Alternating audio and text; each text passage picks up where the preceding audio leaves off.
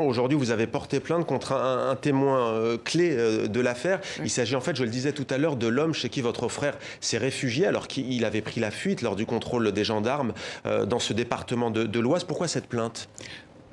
C'est des déclarations très incohérentes et nous avons des juges qui vont juste s'attarder sur quelques bribes de phrases qu'il va dire quand Adama arrive et qui dit je vais mourir alors qu'ils ne prennent pas les incohérences de ce témoin. Donc c'est important avec notre avocat maître Yacine Bouzrou de pointer ces incohérences-là et pour que les juges en tout cas puissent en effet faire état et que c'est un témoin qui n'est pas fiable et c'est un témoin qui raconte tout et son contraire. Mais dans le même temps, les juges apparemment ont décidé de faire une nouvelle expertise après l'avoir entendu. Donc c'est plutôt favorable pour vous Oui, et c'est suite aussi à tous les actes que notre avocat a demandé. Ça fait 4 ans que nous le demandons.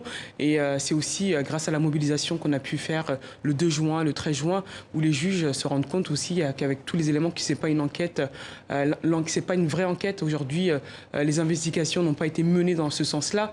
Le témoin aurait dû être entendu bien avant, avec des éléments qu'il a pu apporter. C'est comme quand ce témoin va nous dire Adama a cassé les menottes alors qu'on le voit courir sans ses menottes.